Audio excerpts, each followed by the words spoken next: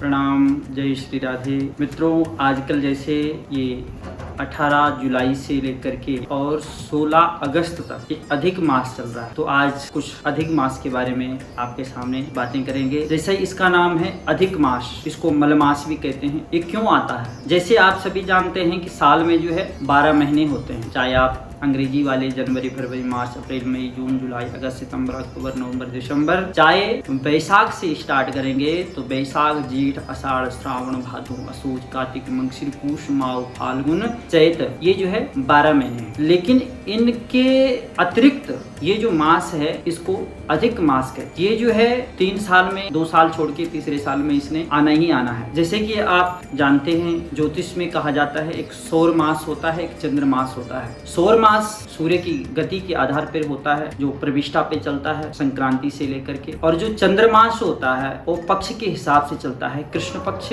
और शुक्ल पक्ष। चंद्रमास करीबन 27 दिन का होता है और जो सौर मास होता है वो 30 दिन का होता है, एक दिन आगे पीछे हो जाता है। साल में जो सौर मास है वह 365 दिन का होता है और जो चंद्रमास होता है वह जो है साल में 354 दिन का हो, यानी एक साल में 11 दिन का फर्क पड़ रहा है। सौर मास में 365 दिन और चंद्र मास में 354 दिन, तो करीबन 11 दिन जो है कम हो रहे हैं। यही क्रम चलेगा, एक साल में 11 दिन, दूसरे साल में 22 दिन हो जाएंगे और तीसरे साल में 33 दिन का गैप आ जाएगा। तो ऐसे ही अगर चलता रहा तो ये तो सारी ऋतुएं भी बदल जाएगी और इनका गैप जो है बहुत बढ़ता जाएगा। इस बात को मद्देनजर रखते हुए हमारे ऋषि मुनियों ने ऐसी पद्धति बनाई कि ये अधिक मास, मल मास का नाम दिया गया इसको। इस मास को पुरुषोत्तम मास भी कहा जाता है, क्योंकि इस मास का जो कोई देवता स्वामी नहीं बनना चाहता था, यह बिना स्वामी का रह गया, तो इस महीने को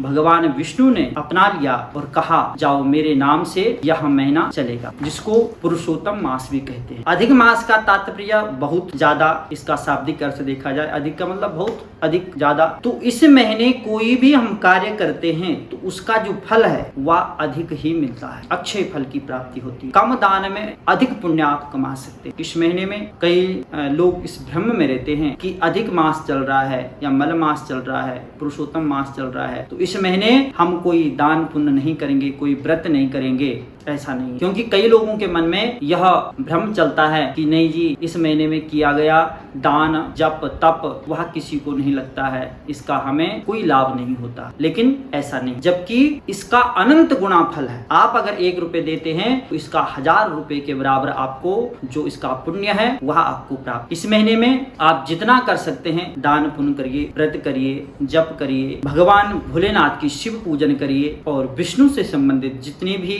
विष्णु जी के पाठ हैं उस पाठ को आप करें, तो इसका अनंत गुना फल आपको मिले। कुछ बातें हैं जो इस महीने में नहीं करना चाहिए, जैसे कि शादी, विवाह, मुंडन संस्कार, यज्ञोपवीत संस्कार, कुल मिला के जो 16 संस्कार होते हैं उनमें से यह जो 15 संस्कार हैं वह नहीं करने, क्योंकि अंतिम जो संस्कार होता है वो नहीं, उसमें कोई महीना, वार, पक्ष कुछ नहीं देखा जाता। लेकिन खास करके यज्ञोपवीत संस्कार, मुंडन संस्कार, विवाह आदि और वधू का प्रवेश, ये सब निषेध है। नए बागवान बनाना, तालाब खुदवाना, कुएं खुदवाना, कोई भी नया कार्य आप प्रारंभ कर रहे हैं तो हो सके तो इसको 1 महीने के लिए टाल दीजिए। बाकी अन्यत्र जितने भी कार्य हैं आप कर सकते हैं। और कुछ दान ऐसे होते हैं कि जैसे गौदान हो गया, भूमि दान हो गया, इन दानों को ना करें तो अच्छा है। इसको 1 महीने बाद आप कर सकते हैं, या अन्यत्र किसी भी संक्रांति, अमावस्या, पुण्य पर्व पर आप कर सकते हैं। जो 10 महादान हैं